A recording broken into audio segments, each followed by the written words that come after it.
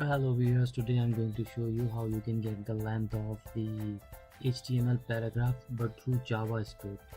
The reason I'm recording this video because I was searching for this kind of thing, so I was really, it was shocking for me to then check that there are so many different solutions, but the core JavaScript property, that is how you can find the length of a paragraph through JavaScript, it is very difficult to find. So I figured out the way, and now I'm going to show you how you can find a length of length of those characters. I'm talking about the characters inside a paragraph, not how many paragraphs are there in HTML page or how many p tags are there.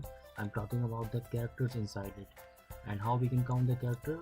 JavaScript count the characters like this is the one character, this is the one character, then second, third, fourth, fifth, sixth, and space is also a character for JavaScript. So you see there is no spaces in my paragraph from beginning to end. So now I'm going to show you how you can get the length. First of all, we have to create a variable paragraph, then document.get element by id, and I have the id which is demo. So if I get put the statement to an end, and then I check the paragraph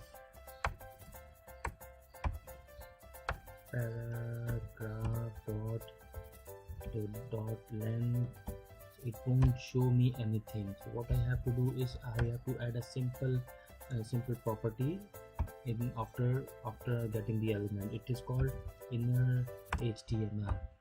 So now if I alert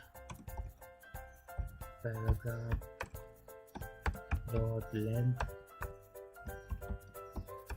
it will get me the length of the paragraph, length of the characters inside a paragraph.